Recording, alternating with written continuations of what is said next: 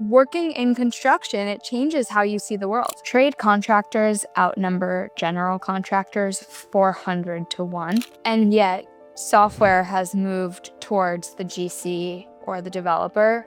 Why? Because their pockets are deeper. Subcontractors are operating on a 2 to 4% margin. And that's if they're operating well. They are always waiting for the next check to clear, and they are living right at the waterline. It's like contractors are almost set up to fail. There is just no room for error. If a contractor knows and understands their daily job costs, they're gonna win. Good afternoon, good morning, good evening, folks, depending on what time you're listening to this. My name is Wissam. I'm the CEO and founder of Toughleaf, and this is Build Different. Today, I'm very happy to be joined by Anna Berger, who is a personal friend of mine and also the founder and CEO of Trade. Anna, how's it going? Hey, I'm excited to be here. Thanks for having me. Oh, it's great. It's great to have you. We've been on this ride together for, I don't know what, 3, 4 years now. At least, yes, it's crazy. From conference to conference and meeting up in New York. So it's great. It's really great to have you here. I'll never forget the morning where we were both leaving JFK, flying to Las Vegas, and you were sitting close to the front of the plane, I'll say, and I certainly was not. And I just walked right past you, and I was like, "Where are you going?" And we ended up being at two different construction conferences in the same hotel in Vegas, and we had no idea. So it's been fun building alongside of you. Small construction world. And my investors who are listening, I am not buying first class tickets. I just get upgraded because I fly a lot for you. I'd love to start with intros, so the folks listening can know you better. So tell us about you. Who's Anna? What do you like doing? What do you not like doing? What got you to start Trade? How did you get into this crazy world? Yeah, it's a great question. So I am Anna. I'm the founder and CEO of Trade. I've been building this for close to 5 years, but I've been a long time New York City girl. I love playing tennis. I love meeting up with friends and trying new restaurants because, like, why else would you live in New York City and pay these crazy prices? Um, and I love building companies. This is the second company that I have founded, and I was on the ground floor of another startup. I truly love the 0 to 1 and bringing the right people together and seeing what kind of magic happens when the right product hits the right market at the right time. So the last decade has really been spent building and is probably the majority of my personality, which I think is true. But listen, we're doing it with good people around us, and it's a lot of fun. So, New York girl through and through, love construction. I think it's the sexiest industry in the world. Hill I will die on, and I feel bad for everyone that doesn't get to work in it. So you said that before, but I've heard that construction is the sexiest industry in the world. I think you're one of the very few people that say that, and you're saying it's a hill you're willing to die on. So what are you seeing that other people are missing, and why do you think it's that sexy? I mean, we are talking about like multi-billion-dollar projects on crazy timelines. I have met the most intense, most impressive operators at every level, from trade contractor to developer, right? The most shrewd business people that are moving these billions. And while they are running timelines and budgets and proposals and bids, these buildings are going up behind them. It's unreal. And for us to be a very small part of that is an incredible, incredible job, right? Like, we get to watch these projects unfold. Trade is a payroll, HR, and compliance platform. And so we see the second a job is added into our system. And 6 months later, I'm walking past it on 6th Avenue. Like, where else can you see like a real world application like that? It's second to none.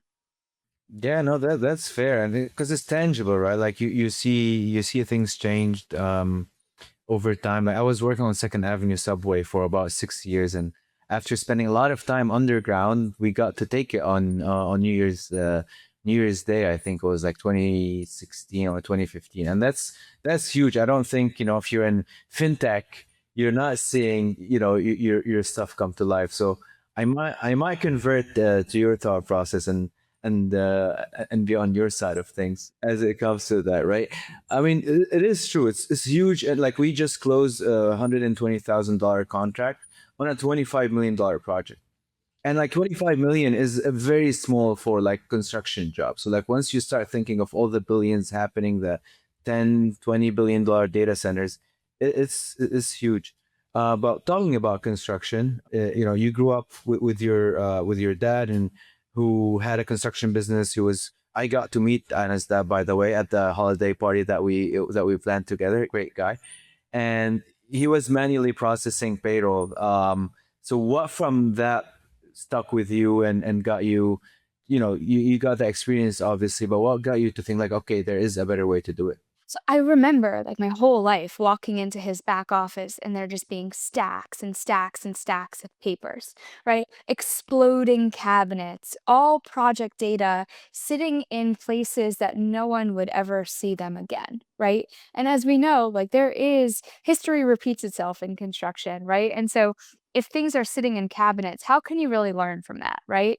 And so that was the first insight was like I've grown up around my dad surrounded by paper, and also, he was using like 5, 6, 7 different systems to run his back office.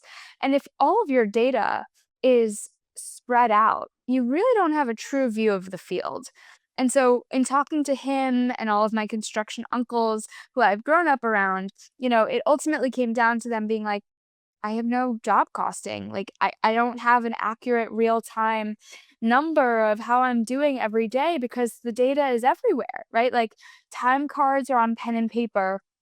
By the time they're added into a payroll system, it's too late, right? Like what would have had to have happened 7 days prior, the opportunity is missed, right? And so that's really where my mind started spinning around real-time visibility, connecting the field data to the finance teams and the operators who could make these decisions in the time frame that it mattered. Nice. And there's a lot of industries, and there people use like paychecks. There's a lot of payroll systems that are out there. What makes construction different, especially the market that you're selling to, which is like specialty trade subcontractors? Why is it more complicated there, and why do their solutions not work for you? On platforms like ADP and Paychex, Anna makes $40 an hour all year, no matter what. And that is just not how construction works. And you know this, right? Project A will have a prevailing wage of 42.77. Project B, which they have to go to close out later that day, they're going to make 44.82. And Project C, which maybe they're going to work a night shift and get like a shift premium, they're going to make 48.77, right? And so that is how trade is different. Someone can make multiple rates any single day, and that is a fundamentally different data model than the incumbent payroll systems like the ADPs, the Paychexes of the world. So we're bringing in this like rate modification technology that this industry has not seen before.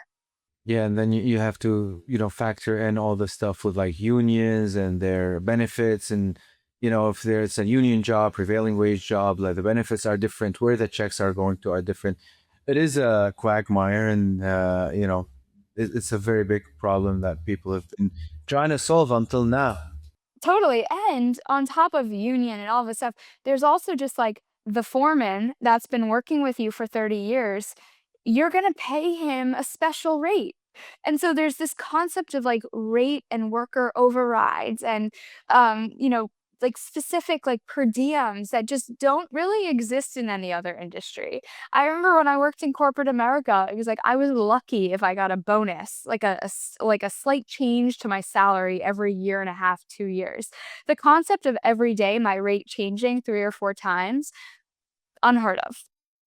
Yeah, no, absolutely. Like I've used ADP, I've used Paychecks in the past, and you just gotta put what job you worked on and how many hours, and then it's applying your hourly rate, right? That doesn't work in construction, to your point.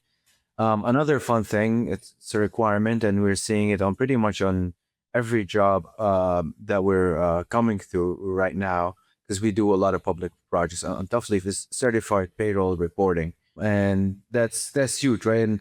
And it's the contractor has to do it for their workforce. The subcontractors have to do it, and if anyone messes it up, bear in mind, you know this, but everyone listening, there's on a normal construction job, you have one prime contractor, maybe multiple, but you have like 20, 30, 40, sometimes 100 different trade contractors. If any one of those messes up their certified payroll, the entire payment for everyone on the job and every contractor, subcontractor on the job gets delayed just because one subcontractor messed up their certified payroll. So obviously, big thing, and people do mess it up all the time. So, what are you guys doing to solve that, and how are you thinking of like operationalizing it? Yeah, well, I'll talk about the pain first, which is like a single instance of wage errors or misclassification is a $10,000 penalty. 1 hour being misreported, even if it's a complete error, like just like not no one did it on purpose. Like an accident, manual data entry, $10,000. And it only goes up from there. So like talk about quantifying how severe these penalties are. We are not talking dollars. These are thousands and thousands of dollars.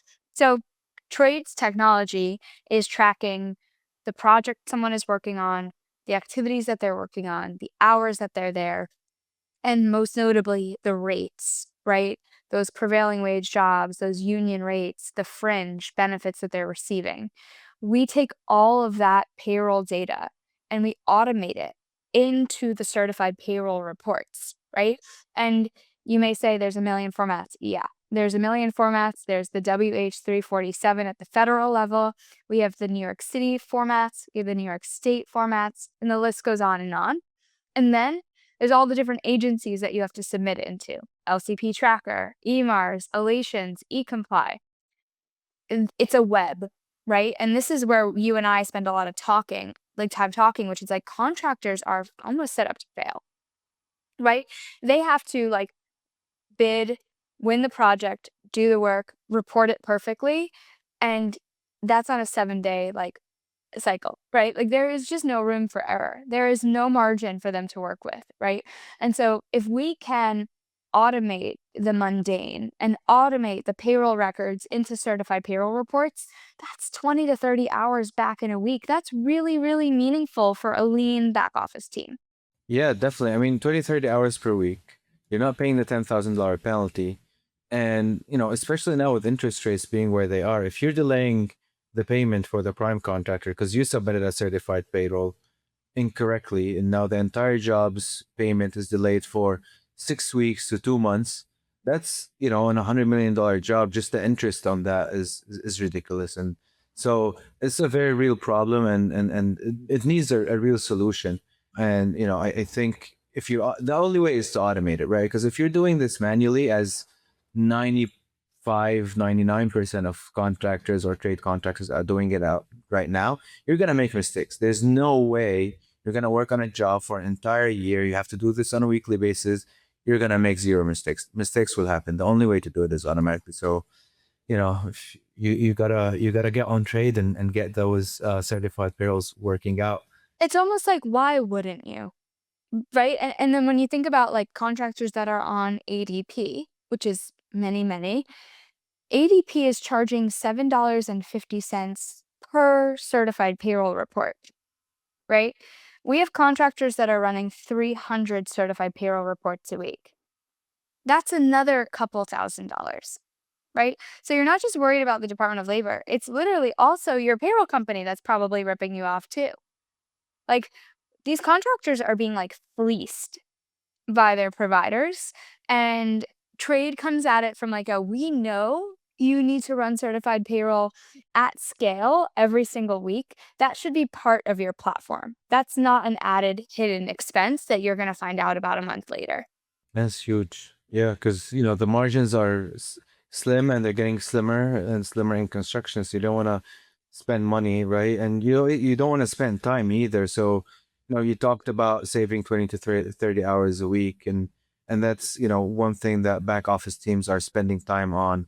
What other things are they spending on time on right now that they shouldn't be, like in the back office? It's so much paper pushing and manual data entry. So, more often than not, subcontractors are still tracking time and hours on pen and paper. So much of the lion's share of their week is spent transposing those hours from paper into Excel, where they're applying all of the special rates before they move it into their payroll system. That's about 12 hours of work, depending on the size of the workforce. Again, it's just like, we can get you that time back. That is just in this day and age with where software is, you do not need to be manually keying in every single person, every single hour, every single project, right? We're beyond that. And as much as like construction tech is behind, it's not behind there, right? Like that is where we're actually like we can act and we can do that today. Great, great. And now at the beginning of this, you were talking about, the connection between the field office and the back office and how like it really doesn't exist because they operate almost as like two separate companies. Like we've been on construction jobs, and the people who are like on the construction job, they've probably never seen the person working in the back office, and they think they're doing everything and the back office does nothing.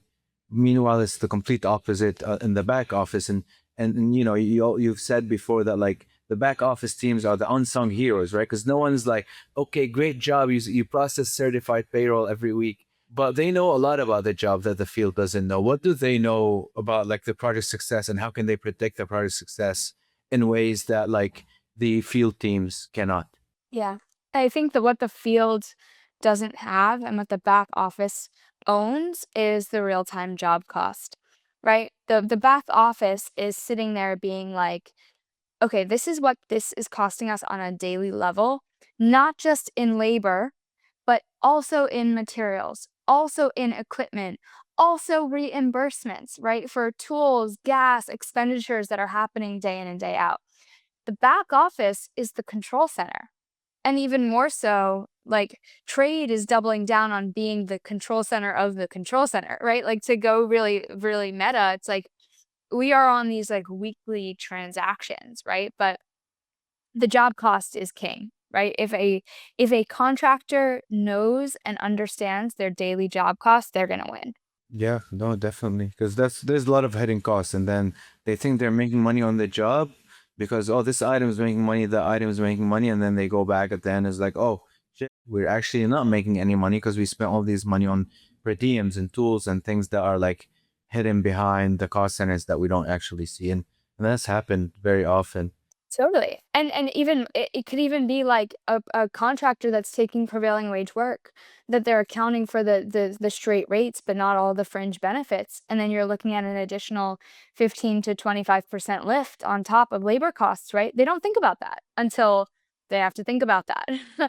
And so it's like this visibility and transparency daily would significantly impact how the project is run day in and day out. Yeah, because they call it fringe benefits. You think like, oh, this is maybe 1-2%. It's not really a big deal, but it's still on average 20-25 percent on your labor rate. And these are hours you're racking in, every day. So guess what? Yeah, you thought you're profitable, but oops, your labor rate is 1.2x more. So now you're losing money on this job, and you didn't have time to react. Right, and it's like, okay, the month ended and the union comes to collect their benefits, which they're rightly owed if you used union labor, right? But if you weren't planning for 20% of labor costs going to a local, that's not gonna be a fun visit. Yep, yep. Then they'll bring the rat. By the way, I'm a fan of what it does to New York streets, because when you see a rat on the street in New York, it's as if like the Christmas spectacular is there, right? Everyone is there taking photos with it, selfies. It's like, you're taking photos with a giant inflatable rat, right? Like you see what you're doing. Yeah, I mean, I love the drama because it's like you've lost a lot of things with like with the way things are going in New York. A lot of like the what makes New York New York. Now with the Knicks in the finals, that is back. The rat's always been there. It's like one of these New York staples that New York could be 100 years later. The rats are still coming out. The big inflatable rat is there if you're not paying your union dues or trying to mess with the union. So that's like one of the fun things that still happens here. A funny story, our office used to be in Soho, and as you know, a bunch of our team members do come from the construction world, but many of our software engineers actually come from very large fintech companies like Goldman and Citibank. And over time, they learn more about the construction culture and what union and non-union means.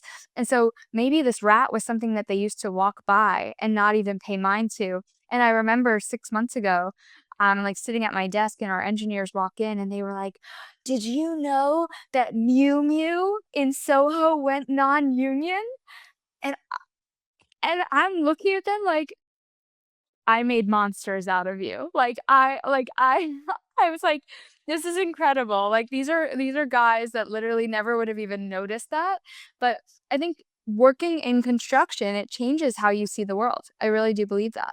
Absolutely, yeah. You hate the delays on the Van Wyck less when you're like, oh, you know what, these guys are doing their job. Yeah, and it's like you see where you're stuck in traffic on a Saturday night at 11 p.m. and you're like, "Why are there men underground?" And all of a sudden you're like, "Thank you, because I know that like you could be home with your family, but instead you're making our city better, and I'm glad you're getting a night rate, the second shift." Like I'm happy you're getting a premium. You deserve it. You should be home with your family or out celebrating or like but instead these men and women are so committed to their trade, and it's very easy to work hard for them. Yeah, no, that makes our lives easier, right? Because you know that they're putting in the effort, they're putting in the hard hours, so almost makes what we do seem kind of easy in comparison, which is not, by the way. So, and if Mew Mew is listening, by the way, like no shade.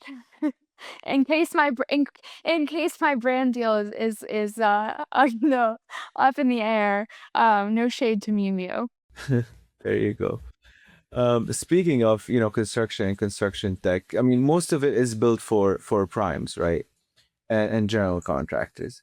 That's who we focus on. That's who we sell to. Obviously, we do subcontractors from the other side of our business, but we do the outreach with them, but we don't, so it's part of our business, but it's not our only focus. Trade is built specifically for specialty contractors.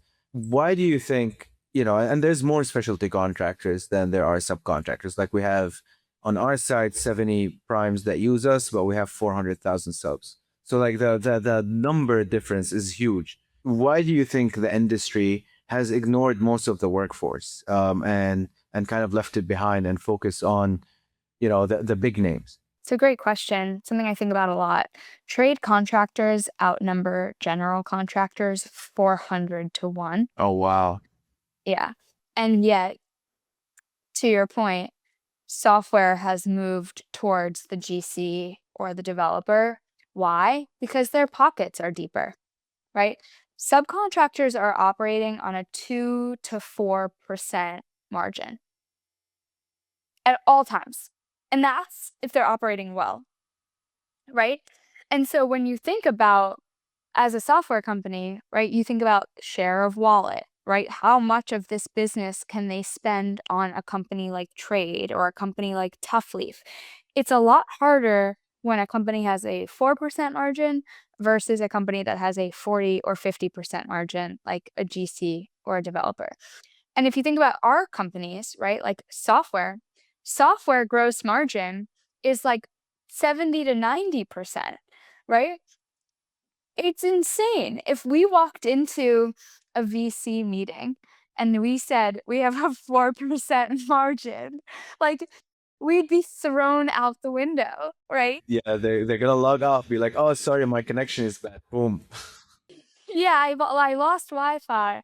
Click. And see, so it's like these contractors don't have the cash flow, right? They are always waiting for the next check to clear, the next payment to go through, and they are living right at the waterline. And so that is not a business, like it doesn't make for a strong case for software to charge after it.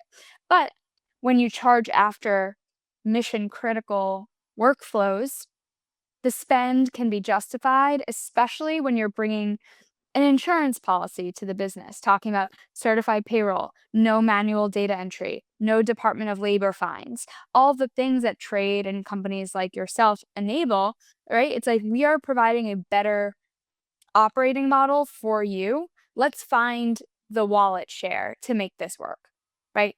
But from the outside looking in, it's like subcontractors don't have the spend. That makes sense. And you're creating value, right? So like yes, you're charging them, which is eating into that 4%, but in exchange, they're saving hours from their back office. They're not paying their penalties. So the hope and the thought process will be like you're actually making money by working with us and not the other way around. Because you're gonna have to process your payroll somehow, right? But like instead of ADP or Paychex, there's something that's purpose built for you, which is I think where a lot of the success that you guys have had comes from is like we've purpose built this for the trades. We're not just building it for everyone. If you are a you know I don't know, a supplier or if you're Mew Mew, you shouldn't get on trade because we're not doing that. We're not That's not who our market is. So I think that kind of also distinguishes you guys from a lot of the other providers out there. Cool. So switching gears a little bit and going back to you and your background. So you grew up about construction, but when you did your first tech company, you didn't do it in construction tech. So first, why? And second, when you decided to do construction tech, what did you get wrong?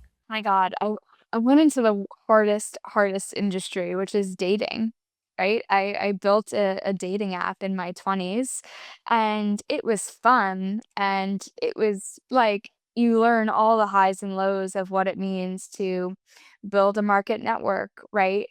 Get your first grouping of critical mass, but dating is like death by churn, right? Like as everyone knows at this point, like people just delete the apps every single day, right? They re-download them, they delete them, they re-download, they delete.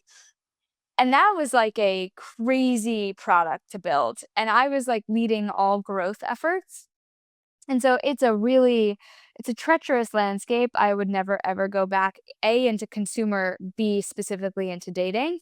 It's a tough product to get right. I'm not sure anyone really had gotten it right. I think that they've just created addictive apps, but I don't think anyone's truly cracked online dating.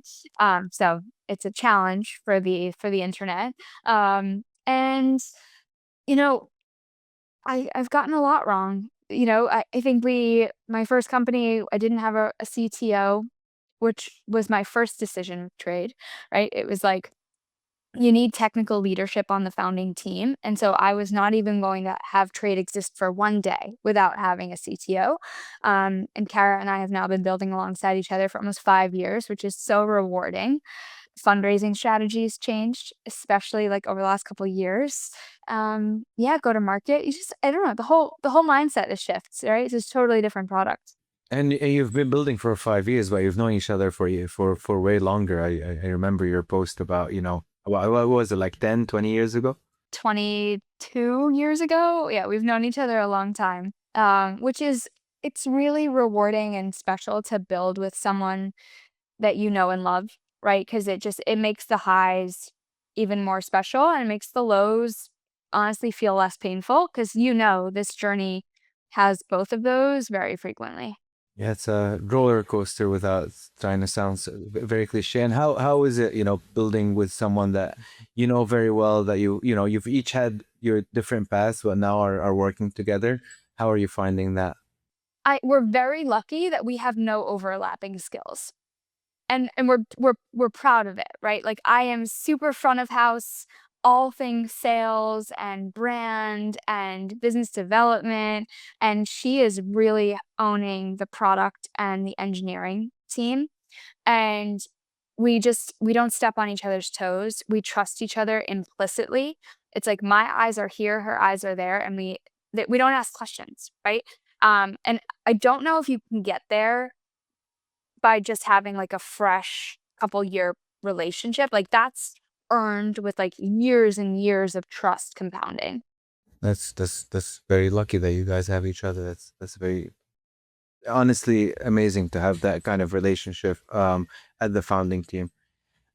Zooming out a little bit outside of like Anna trade and everything, just like zooming out to construction tech, where do you think like today is, the gap between the promises that construction tech is making and what like contractors actually want, right? Like it feels like we're going through like this resurgence of construction tech where like it happened before, a lot of like unsuccessful companies came through. Now we're having like this next wave of construction tech companies that hopefully are doing better.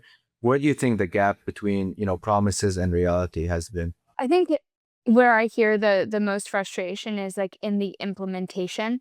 I think even with this new wave of successful startups, there is still a dissonance between what the contractor expects and what the platform ends up delivering. And a lot of that comes out during an implementation where systems are being configured, small features are missing. And when you go from doing something manually for 30, 40, 50 years into a system that has to work with more than one contractor, you're going to lose a little something. And so I think for contractors, right now, they're being asked to pay very hefty implementation fees and wait 3, 4, 5, 6, 7 months for their platform to go live. And in that period, it's like small disappointments all along the way. And so I think as founders, we have more work to do here, right? Something that I'm saying this because, like, this is how I grade myself, which is like there is an opportunity to really rethink how implementations works, right? I don't win as a founder if my customer is stuck in a 6-month implementation. And so we've done a lot of trial and error and research into how we can shorten our implementation to 3 weeks, 4 weeks.